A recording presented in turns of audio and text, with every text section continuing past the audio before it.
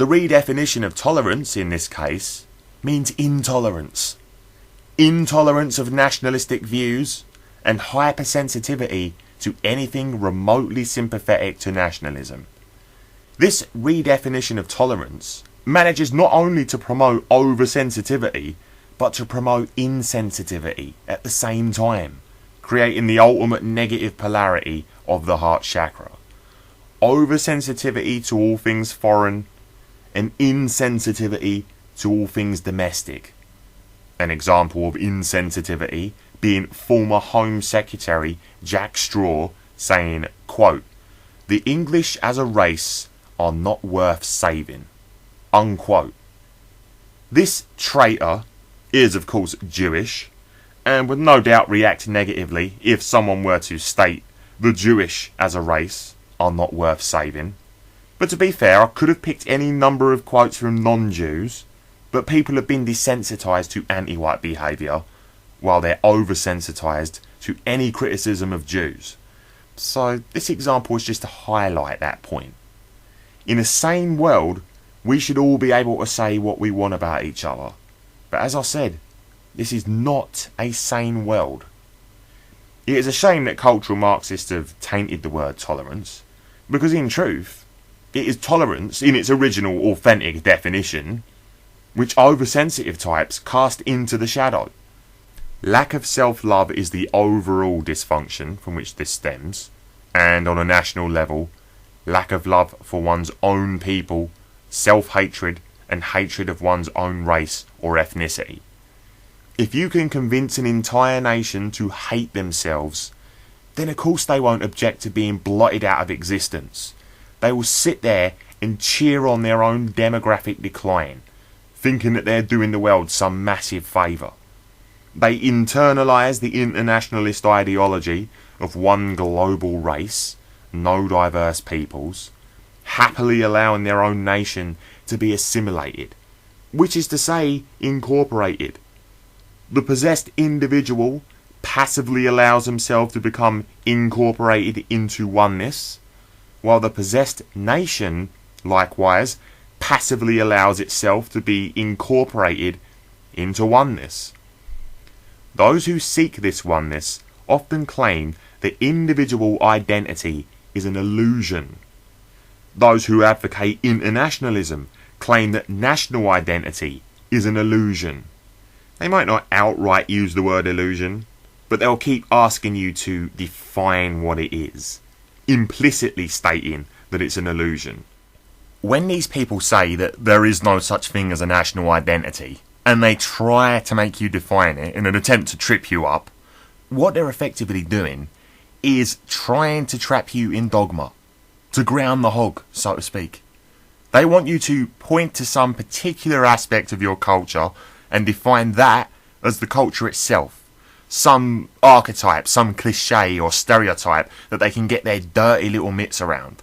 Let's say, for instance, someone of English heritage foolishly answers this deceptive question, responding that red telephone boxes and teacups and crumpets are what defines English culture.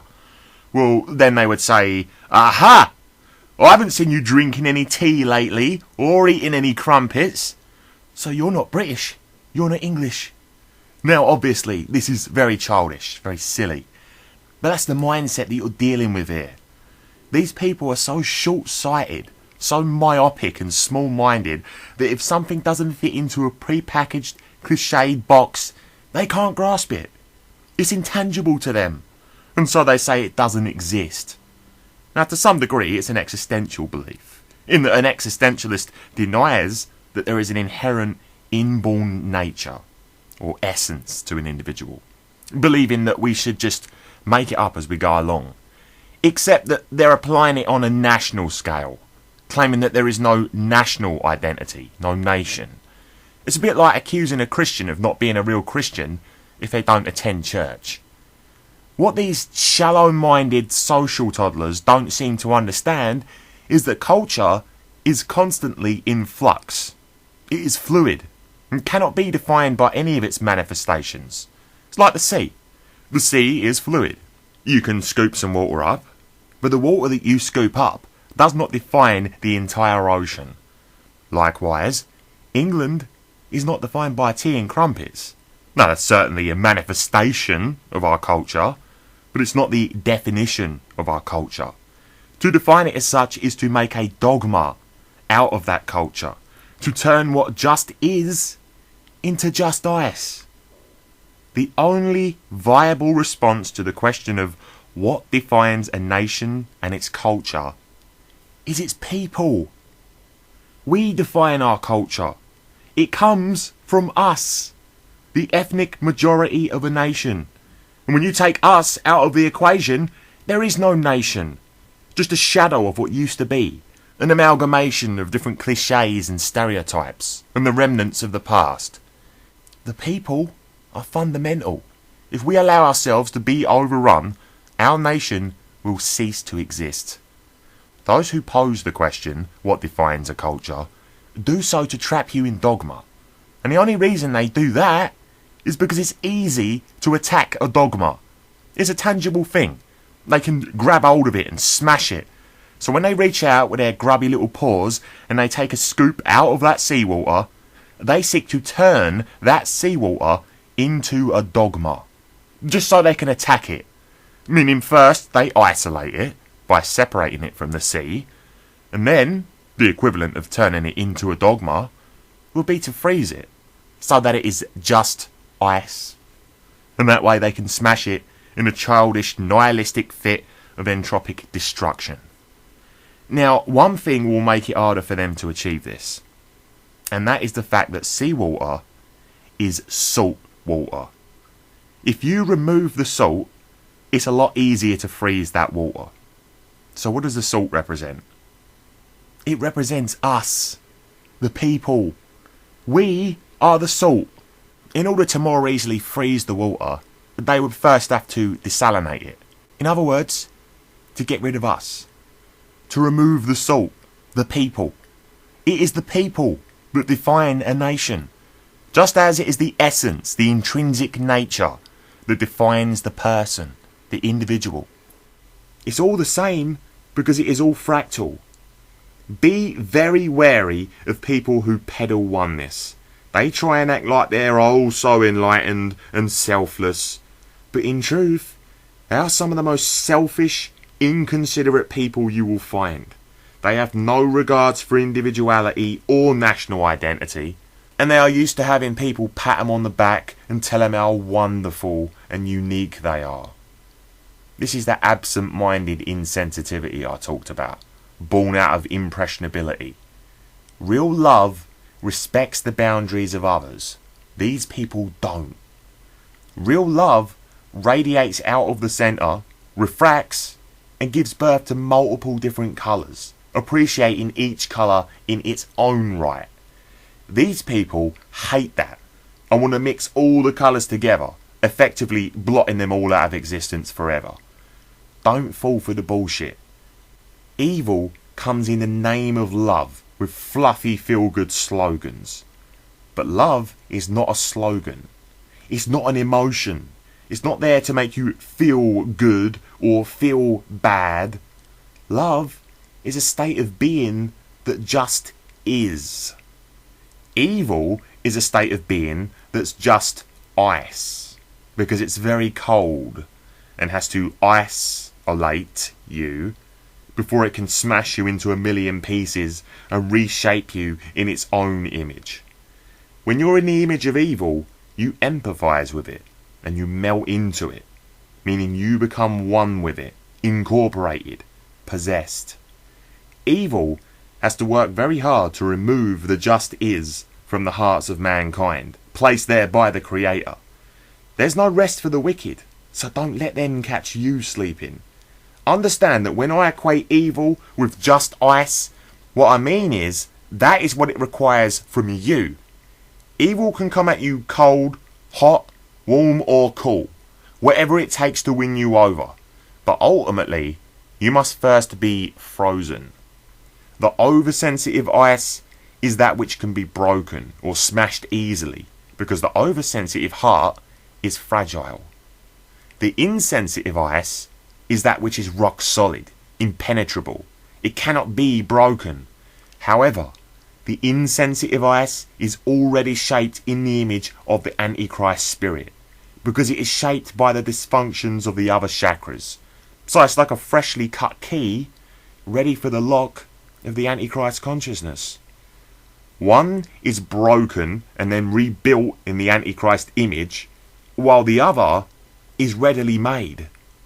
Either way, it becomes a key for the Antichrist spirit, the ivory key, or in this case, the icy key. You can think of the Antichrist spirit as a sphere, which is hot on the outside and cold on the inside. As soon as it has your key, it melts it down and it sucks the molten material into its centre, where once again it is frozen, at one with the inner ice, never to be individual again. There's no selfhood in an ocean, be it liquid or frozen. Don't lose your selfhood. The same applies to the nation. If a nation loses its national selfhood, then it can no longer be called a nation. Now, since the word tolerance has been redefined to mean allow the globalists to sell your nation out and displace your people, we should adopt a policy of intolerance. Intolerance of government and media treason, intolerance of their treachery and deceit, and intolerance of all of those who are in favour of internationalism. Can you imagine what would happen if your immune system decided just to tolerate disease? The results would not be pretty. You would die of the smallest ailment. If your immune system on the other hand became overactive, you would be unwell constantly, because an overactive immune system attacks itself. It is unable to discriminate between threats and non-threats, and so it deems everything a threat. The overly tolerant immune system is like a doormat. It just lets disease walk all over it. The intolerant immune system is like a paranoid man hiding in a hole with a gun and shooting at everything that moves. That is the difference between over-tolerance and intolerance. Now, I'm certainly not advocating intolerance in the true intrinsic sense of the word. All I'm saying is that we need to flip the script on tolerance as defined by these satanic cultural Marxists. Liberate intolerance. Liberating tolerance attacks the host and welcomes the enemy. This would be the equivalent of the immune system laying down for disease but attacking itself. It's like having AIDS and being allergic to the cure. Basically, liberating tolerance is AIDS on a national scale. We should not be tolerating this. So instead of attacking our own people and embracing the enemy, we need to flip that inside out by embracing our own people and attacking the enemy. Now, I call it intolerant love. Love is not pacifism. Get that new age nonsense out of your head. We are supposed to defend that which we love from attack, not passively sit there and allow it. Now, some will no doubt say, but Christ said turn the other cheek. Yes, Christ did say turn the other cheek. But the context in which he said that relates to an insult. In those times, a backhanded slap to the right cheek was not so much a physical assault as it was an insulting gesture, like spitting in someone's face. It's got nothing to do with self-defense. If anything, turning the other cheek is a defiant gesture. It's one that shames the shamer, so to speak. It does this by showing them that you're not affected. At times, this may even cause them to reflect on their behaviour, depending on the person. So, turn the other cheek has nothing to do with letting people walk all over you. And it certainly shouldn't be used to justify allowing evil to progress and doing nothing. Turn the other cheek does not mean don't speak up against injustice. If that were the case, Christ would have said, turn a blind eye.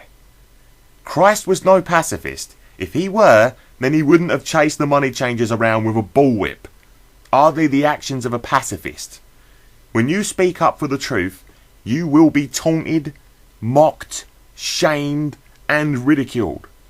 The world hates the truth. So when you speak it, their natural inclination will be to accuse you of hate and to use shaming tactics to try and silence you. If you defend the family structure, they'll call you a sexist, a homophobe, a bigot. If you love your race, they'll call you a racist, as if loving your own people means that you somehow hate other people. That's like saying if you love your own family that you must hate everyone else. It's insane and nothing more than a Pavlovian response. To shame someone because of their race or their sex is a disgrace. If you feel ashamed when someone insults your race, then you have disgraced yourself, your people, and God. I don't care what race you are, white, black, Asian, Jewish, it doesn't matter. You should love your race. The same is true of your sex, male or female. To turn the other cheek, in this regard, is not to passively cave into silly shaming language. Neither is it to respond with your own shaming language and insults. To turn the other cheek is to stand tall and not let silly little words govern your life. It is to have control over your own destiny, as opposed to predictively reacting to insults, like a pinball bouncing around in whatever direction it is sent. Do not let people derail you like this. You call the shots. You dictate the terms. You decide the direction. The moment someone causes you to flip out or alternatively back down just by insulting you is the moment you lose control over your own destiny. It always makes me laugh when I see people doing cartwheels and backflips, trying to prove that they're not whatever insulting word it may be that has been thrown at them. I am not a racist because. I am not a misogynist because. I am not an anti-Semite because. What? Why are you even entertaining the notion in the first place? If it's because you're worried about what other people will think, then you're not in control of your own destiny. If people are that easily led and malleable, then who cares what they think? Their thoughts are not their own anyway. The moment that you cave into that sort of peer pressure is the moment that you follow the world instead of the truth. Intolerant love means you don't let the enemy dictate the terms by keeping you on the defensive. You speak the truth, and when they call you intolerant, you don't backpedal, you don't let it stop you, you rise above it and you carry on. If you truly care about the truth, you have to be prepared to be hated. Don't expect the world to love you because they won't. Don't expect the world to respect you because they won't. You will have to find these qualities within yourself. You must love yourself, or you will never be anything more than a grovelling lapdog, begging for the approval of your peers. Likewise, a nation that doesn't love itself will give itself to the internationalists on a plate. So intolerant love is nothing more than tolerance in the original sense of the word. Liberating tolerance inverted the meaning of tolerance, and I am reverting it back to its original glory. Self-love is the overall principle of the heart chakra, from which love for others naturally follows. Its two defining poles being tolerance in yang and compassion in yin. While it may be confusing to some that I call tolerance intolerant love, it's simply my solution to liberate intolerance, which, as you well know, is in fact intolerance, aka oversensitivity, and a lack of compassion, aka insensitivity. Liberating tolerance is hatred of your native homeland and people, and a saviour complex and strong bias for all things foreign. So not only does it reverse the poles of the heart chakra in such a way that both are imbalanced, creating a negative polarity, but it flips the concept of self-love on its head, meaning that what should be found within, you seek without. On a national scale, this manifests itself as pathological altruism. Pathological altruism can best be summed up by those who self-righteously condescend and lecture their own people, while at the same time believing they're on some divine mission to solve all the world's problems, and of course meddle in the affairs of foreign nations. They will indiscriminately call for open borders in their own nations and act as if all immigrants are starving children in need of food and shelter, and they will attach themselves to any cause that is trendy. In truth, they are narcissists who long for outward approval and recognition. This is simply the inevitable result of liberating tolerance. Don't get me wrong, there are many people who do this out of a genuine belief that they are helping people. But there is a big difference between those who want to do good and those who want to be seen as doing good. Those who want to be seen as doing good are the social chameleons, the empty vessels, and in some cases the psychopaths of the world. They will go to great lengths to be seen as charitable, compassionate, loving philanthropists solely because it boosts their egos and puts them in the spotlight. For the psychopaths, it serves as a means to manipulate others more easily, using their public profile as kind, decent people to deceive people into trusting them. As for those who genuinely want to do good, these are the people who are prone to pathological altruism. They are governed by their emotions, particularly the emotion of empathy.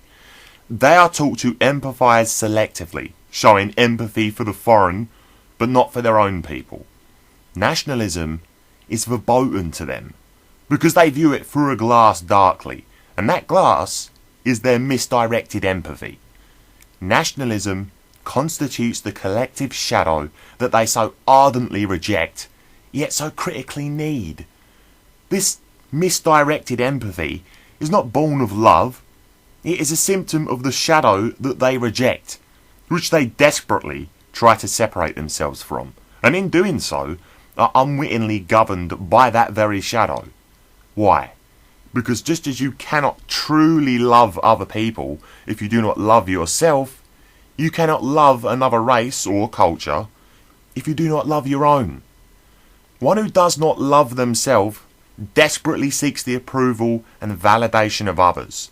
They cannot accept who they are, so they try to become someone else, spending their entire life trying to fill a black hole in vain. This fruitless pursuit, which in many cases exhibits itself as a saviour complex, they wrongly call love. It is not love. It is self-hatred.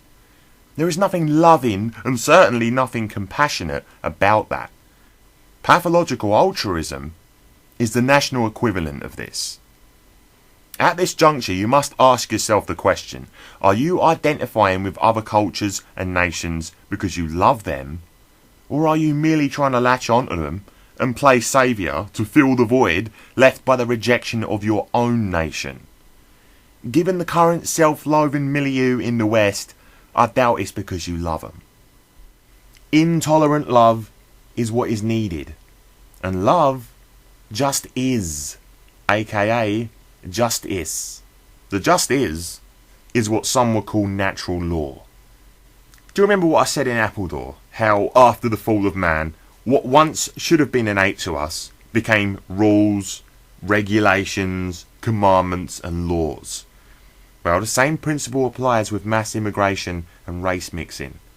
There's no reason that a healthy, natural level of immigration should be prevented.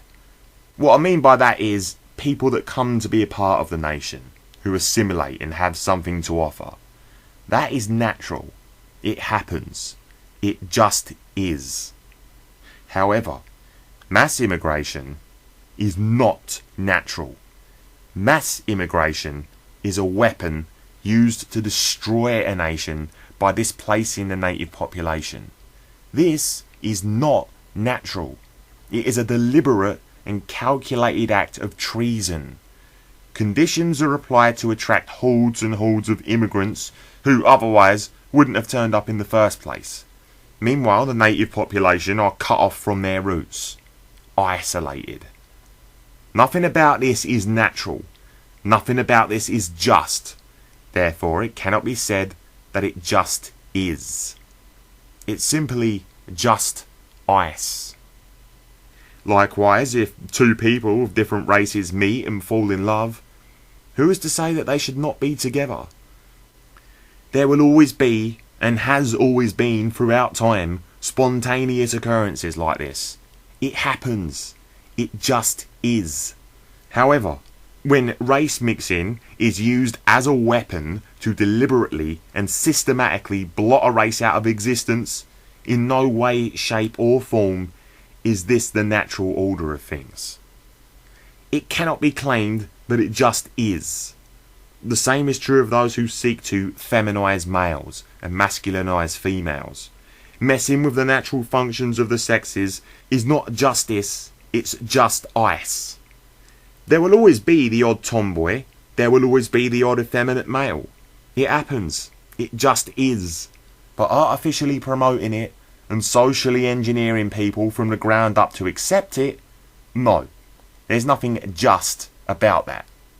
Let God be God, let nature take its course, and let the chips fall where they may. Natural law just is. Thanks for listening. That's enough talking from me.